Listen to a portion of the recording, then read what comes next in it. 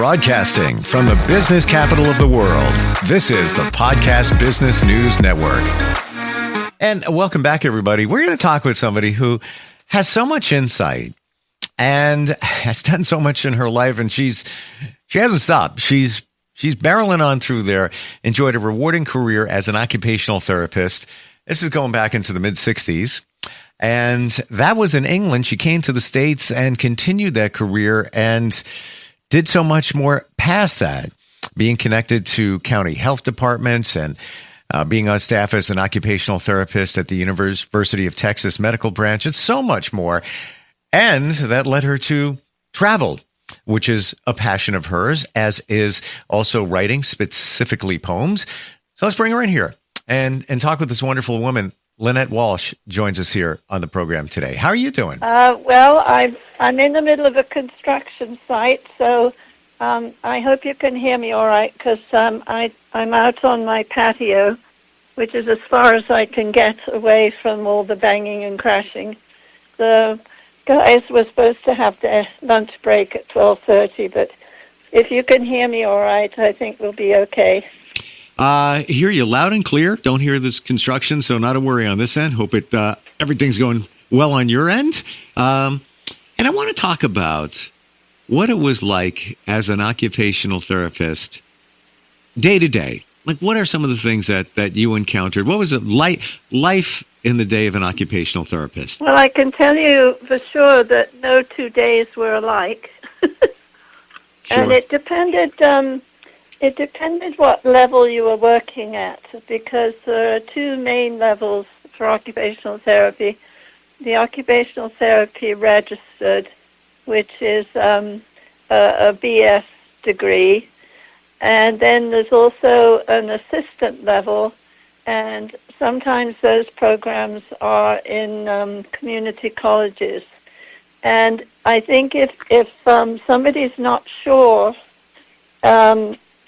what they're doing, they have to do some research. And we were just mentioning that unfortunately there is so much stuff out there that actually are scams.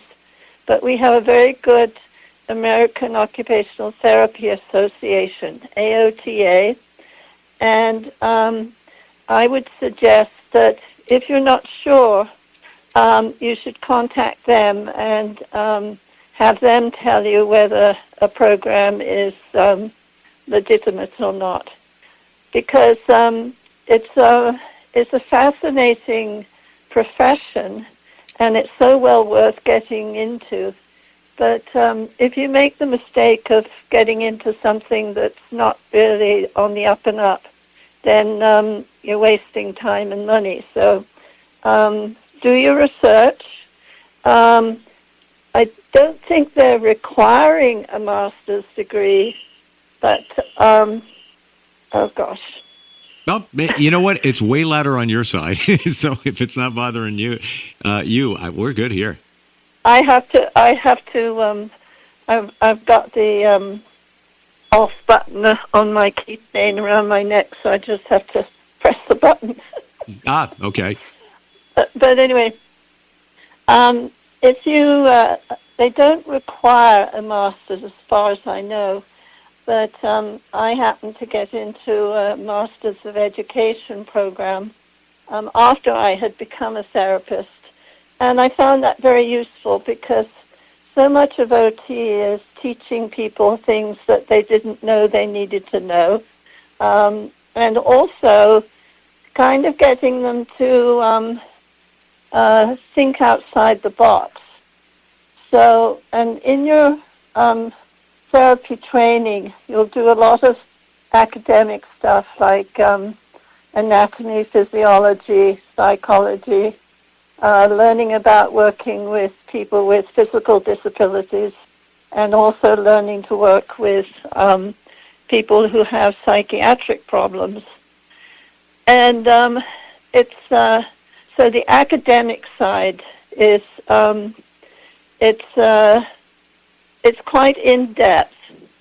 But I must say, I trained a lot of students over my career, and the only time I came so close to not having a student, she wasn't going to pass her affiliation because she was good at the academics, but she didn't have a clue what to do when a patient was in front of her.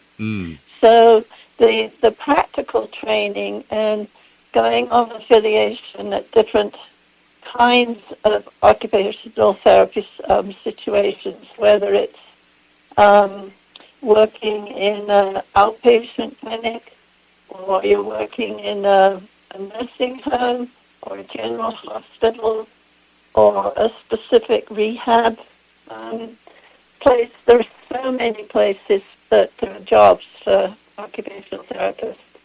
And sometimes you have to sort of see, when you're working, you kind of see a gap.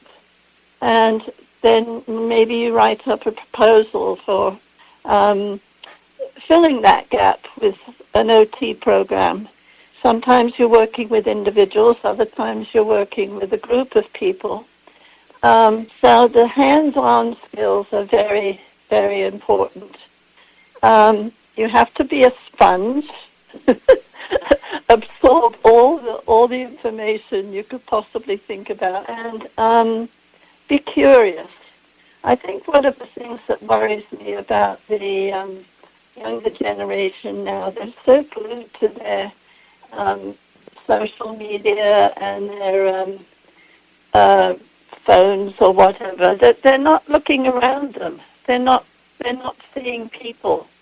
They're not seeing what people are doing or just the environment that people are in. So it's very important to understand the dynamics of the family.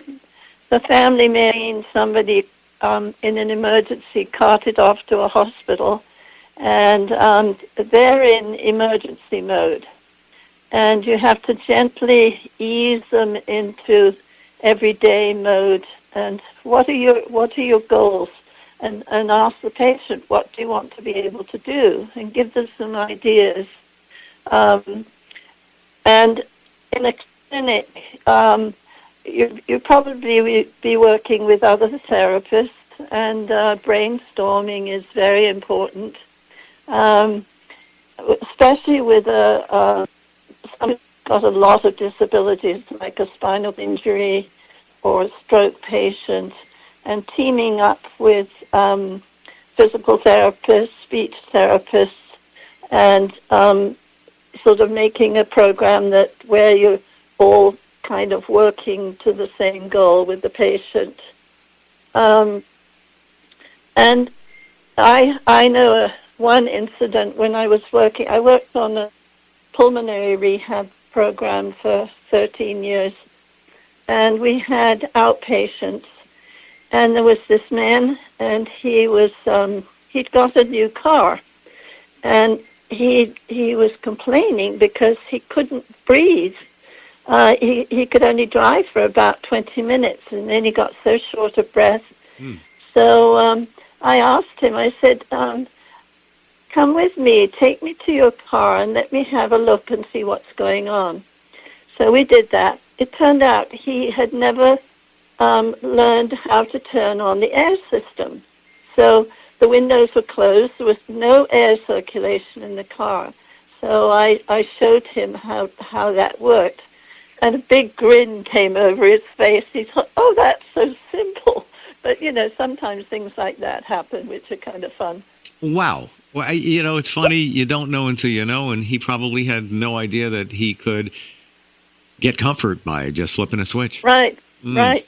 And I mean, cars are complicated entities, and they're so much tied to our independence. So one rehab place I worked at, we had an OT who actually did driving evaluations. He had special training for that, and that was very valuable to all of us. And I think when you're first accepted into a program, it's a lot of hard work. There's a lot of things, writing things up or answering questions or reading textbooks and then, being quizzed on them. So it's a lot of stuff that you usually get in college. And some out in the field, some patients or some clinics are grouped by the age of the client, like the pediatric or geriatric places, and some are grouped by diagnosis. Is this a unit for stroke patients or spinal cord disabilities, or is it an Alzheimer's? I hate using that term because the Alzheimer's is not the only kind of dementia. It became the flavor of the month about 15, 20 years ago, but there's a dementia related to diabetes, and there's also dementia related to Parkinson's, and they're completely different. All these different syndromes have their own sort of footprint. So, the patients behave differently. So you have to kind of know what you're getting into. I have a couple of good friends who, as occupational therapists, they got specialized training, and they specialized in working with hands and worked with specific surgeons. The hand is like the foot is a very complicated structure and can get damaged very easily, but you have to know what you're doing when you're trying to get it back together again. And I never really, for a long time, I never really enjoyed working with stroke patients. I don't know why. It was just something that just didn't click with me, but I found out that I was rather good at facilitation, which is you take a paralyzed arm and you have to know all the structures and everything. But if you can stimulate the stretch reflexes and the tapping and the massage and everything else, you can get the arm to move on its own. You just have to know how to do it. And I got quite good at this, and my supervisor noticed, and I said, oh, I hadn't really thought about it. I was just doing what worked. But so my affinity for working with stroke patients went up a few notches. I enjoyed working with the spinal cord injuries because I was the one with the toolbox, and I was taking wheelchairs apart and getting proper cushions for them and measuring, what the optimum body positions were for this person to function, and teach them, how to go over thresholds and even a step in a wheelchair. And actually, 6-7 years ago, after some surgery, I was in a wheelchair for a while, and you get a whole different perspective of what it's like. So, and I know as some clinical programs, they will put a student in a wheelchair and have them work the day, their regular day. They'll have them work while they're in the wheelchair, and it really kind of as we say, the chickens come to roost when you have to do something like that. So those practical things are very, very valuable. And the other situations are you a therapist who goes out to the person's home and works with them there and looking at how they get around in the house, and are there any my bugaboo are little rugs on the floor, tripping over things. Even my own sister's house, she has tons of little rugs, and I'm thinking one of these days I'm going to go flat on my face somewhere, which would really be quite a shame. But and then do they need equipment? Do they need a bath bench or something like that? And some people are very embarrassed about needing a walker or a cane or something. Oh, I wouldn't be seen dead with that thing.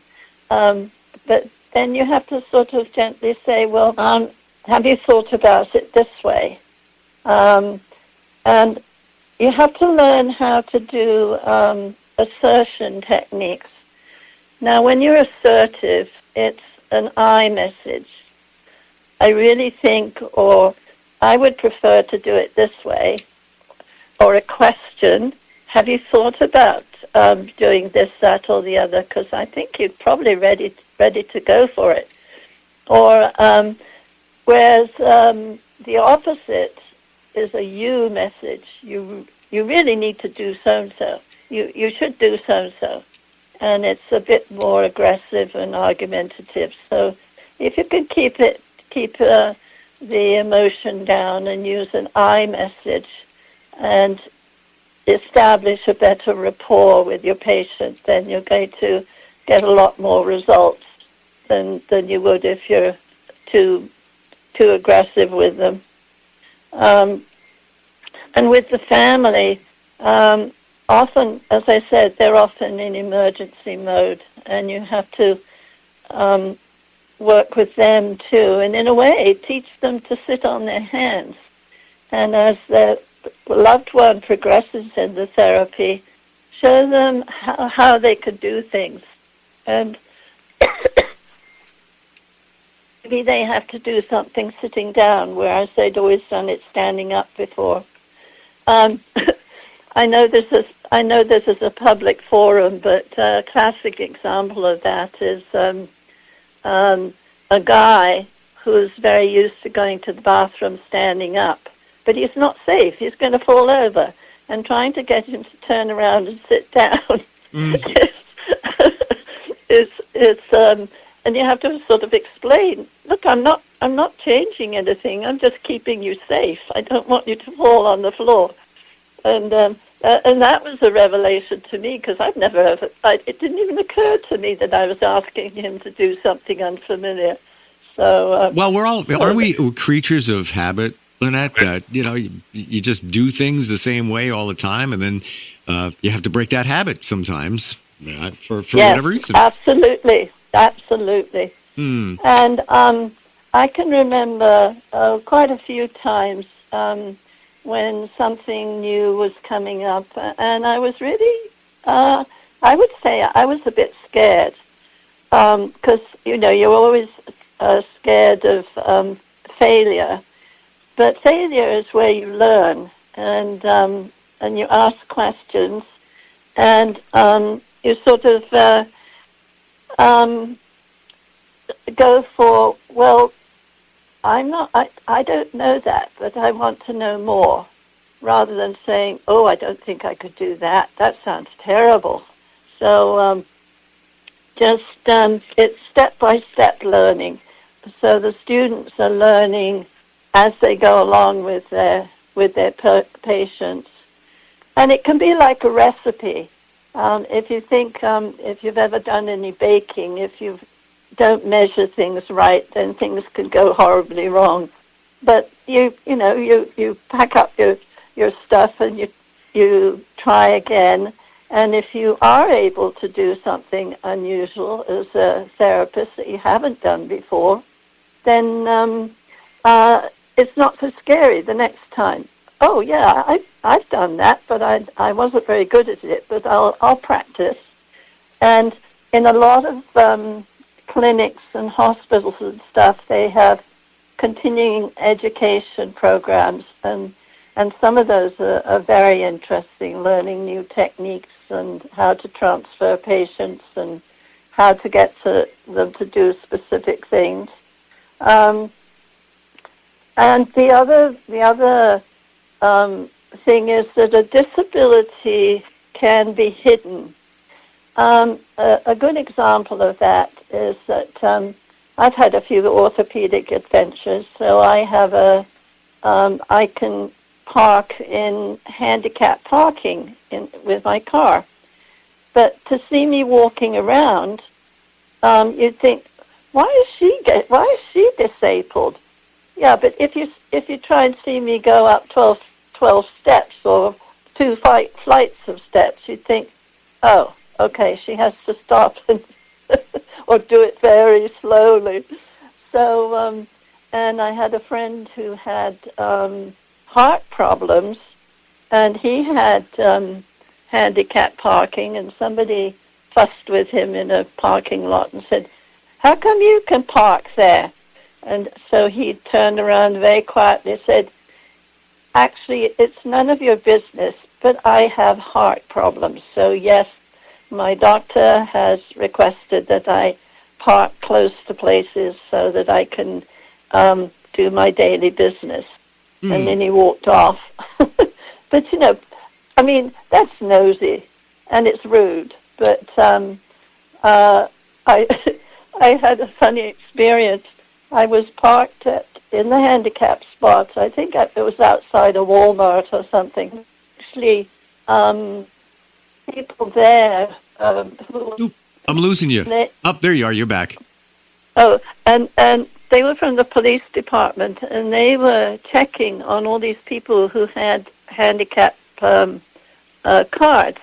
The red cards, I don't know about other states, but the red cards in California are for a temporary disability, like if you've had a fracture or something and it's going to get better. And then the blue ones are for long-term, probably forever kind of disability. But you have to carry the proper paperwork with you in the car to show that this is legit.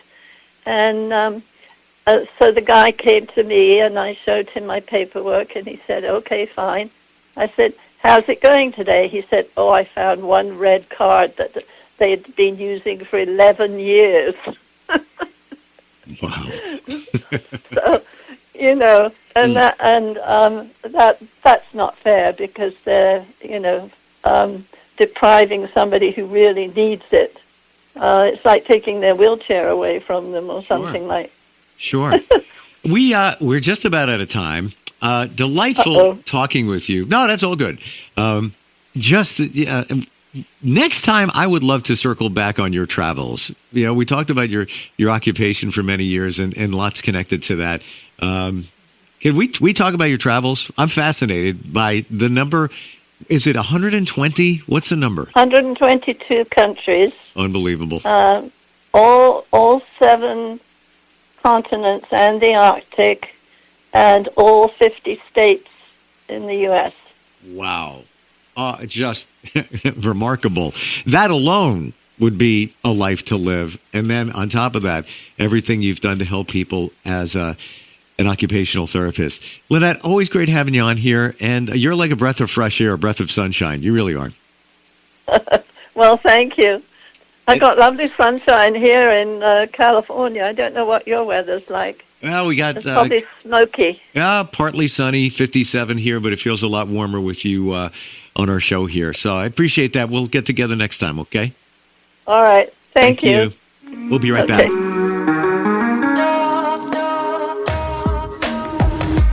Broadcasting from the business capital of the world, this is the Podcast Business News Network. Hey, Dad, how do airplanes fly? What's in this box? Can I touch this? Where does sand come from? Is this tree good for climbing? What happens if I mix these two things together? How are babies made? What does this thing do?